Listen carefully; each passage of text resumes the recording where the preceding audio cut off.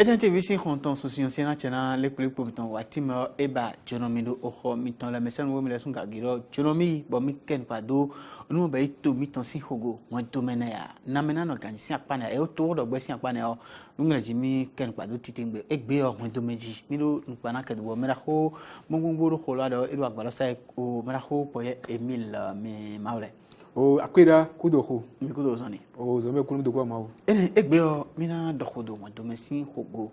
bodo mi moto lepo o mina mo no mo iro o nyonu mi mo o ye fodo sun sigbo ni jepo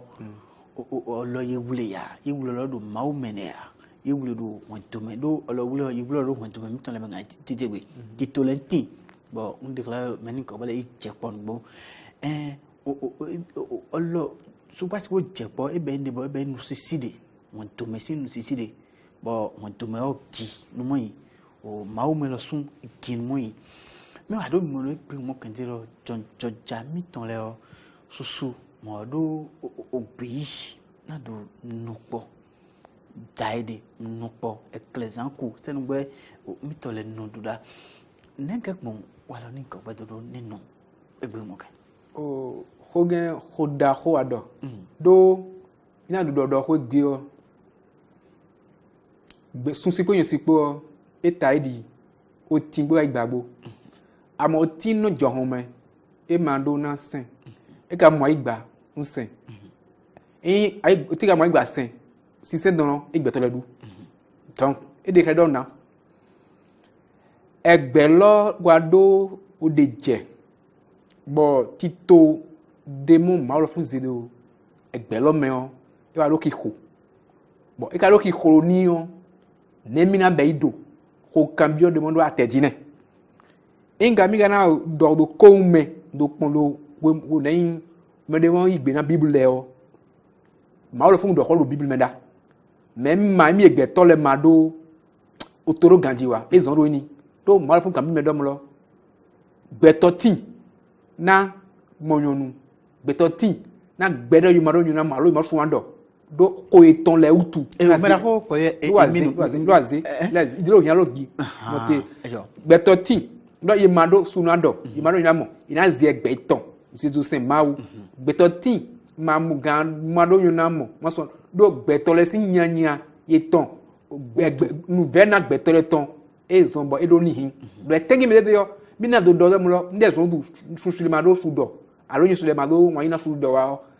ado adigbon olopa otongleme wado mon kunje kodemo kan ye ndosu we ma dosu gbo sin kodido do lo na go kolonya atikanda koloji wado go wa kodemo mi kake agme da wa ni ko do ko nse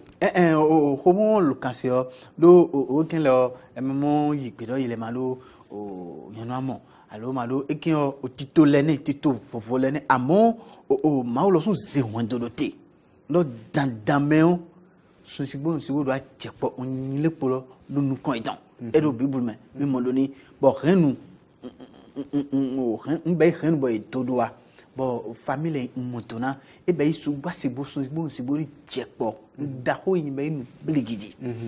bo ko mo kan se mi le me lo ne gagbo e pe mo ken o nous me remettons les yipedula on nokpo on sansuba si bosi egbe ecclesia ko negbon jonjoja beton le madoro ni bei ino aibembere bei jonjoja ndo ile mado o nyonamo egi ofone alo ado o ndenso ile egi ofone amondo tito daho me o suba si bo nyosi sunsi bo ko ran nokpo on sengbe suba si bo don bo egbe mo kere madoni bo amo sunsi jonjoja de o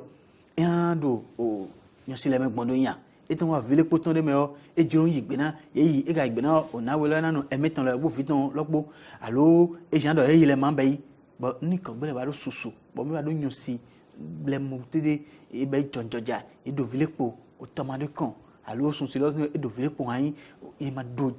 ahun kuku mo na no pon sengbe sugba si gbo sin o sin wa lodon ko mo do mi le ine nekun dodo ni do egbe d'accord kodema cambio iya go ya godo npo ton mo se tele dio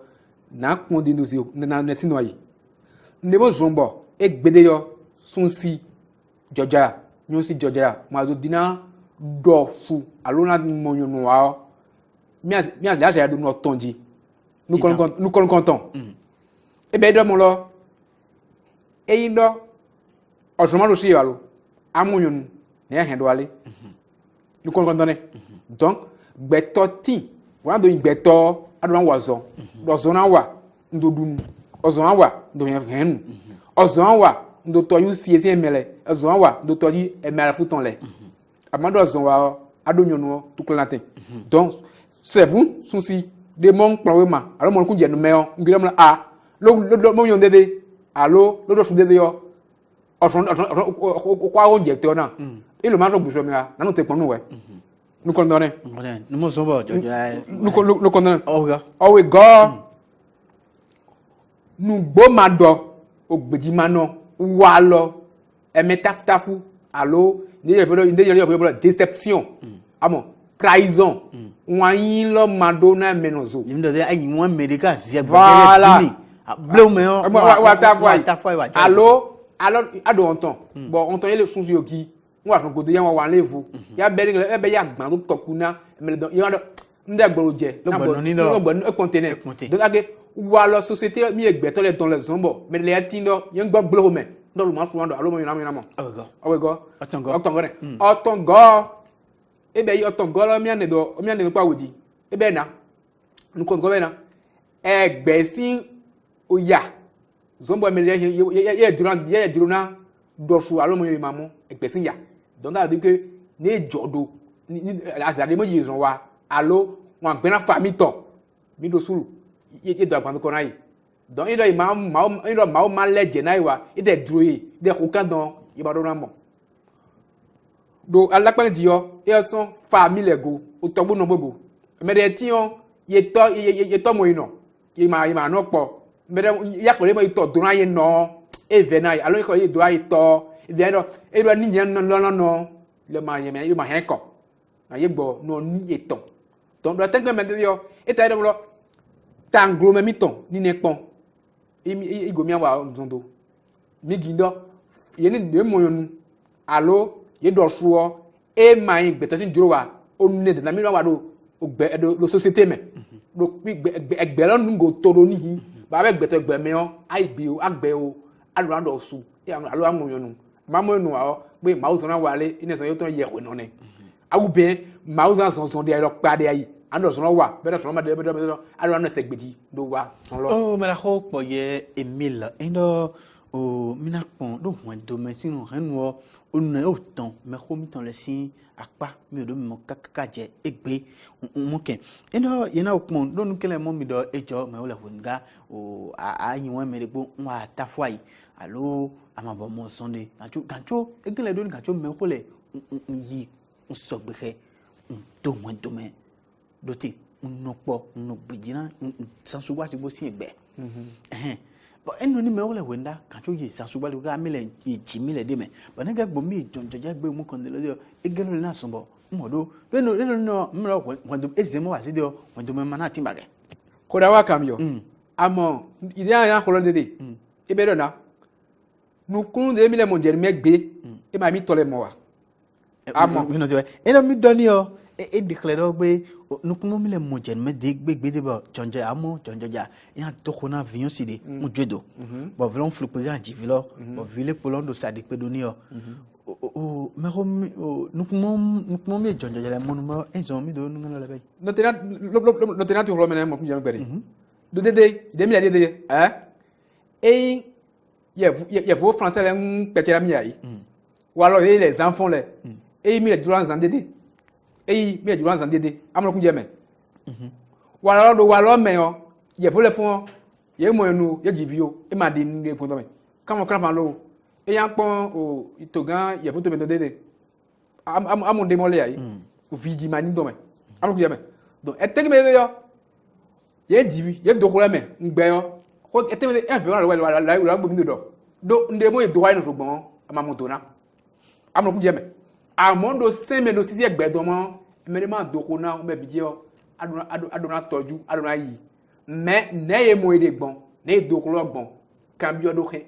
do ndo am kun je me ga am ga do mi na do munya tetre na wa amon munya ne amo ça veut dire que moyen c'est que gens de sungu nya genre tito no lo apa ho ne yo pa ganyira ima do ho na me alors mo divine me njo do anu ya ne oh mais la ko ye mil o vont do même ton lendo liti no siama lo o abeg beto vont do me attention si mais ton si mais vont do me attention vont do me do vont do me gambe o ren titan on me ton wa do abio egbelo me pa e vont do ma jijan ma sian wa agbegbe ba e ma jom e ton e gno mi do nu pakedo vont do me nu vont do me ne bon o jonjele modo judo titi na do no po mo sanso wa si wo si egbe e den do o kwa matine a nde matine a ne bon wa na lo ma se wa o ga jimi gro mi ken pa do titi ngbe awon ye mo ku jam amon gamelo do nyade mana do mina wa mina bien le bio boya ne ya wa je lo pavo ni tede no o ko mo do mi legeji e ko dem do de mi do suta kon ko de mo si asiterio ko da ho azoti ndo mina do ti ho ge meyo e be ro mi fi agona ho supo amon de mo tajibo magan gbero e na sun sitina do su yo sitina son sitina moyonu na moyonu yo sitina do su amon ku yeme nde mo so wo ye do aro budiye obuduro ko hen wa e ma do kwa wa ide mi o we pile sun si ma do wa yo sinado mais dide de mego ndemo osugbo sugba sigbo sin ko joro ye mi mo e ko be kesi ne me supo okay oburo ko lo me e do ga na na ko na amonu mi ga lo kai oburu nya di do beso ngem so me gbeto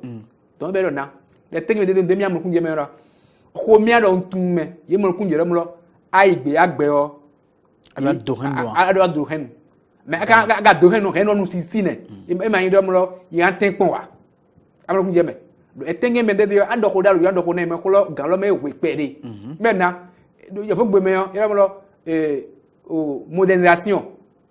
mi jura be se ye fule gbe mi jura kon dogo e izo ko gabo mi ye futo ye fule idolo mo yenu ile gbe mamo e gele ko gando unu po unu go ko ga fun bo be supo lo ma dinamo nyonu ke ko do wa lo le me amlo fun ye me etenge de yo e kan ndo o to gbo vigbo o to gbo nungbo ye ni pon vieton le do olopa de mo unje do mo a o lo degu no go zoro amo alfun ado na be iga bo won to won foda gbode wa no ma do foda gbode wa o vile mando nde mo renu yin si vale nen dagbona gine e tege me de yo ko kun pla ren o to gbo vigbo ye le nande o foda gbede ton e so do mo lo fun bo yin se bo ta ido ai gbagbodo o ti ngo gbe ne donc nde mo o to gbo no go do e vina ya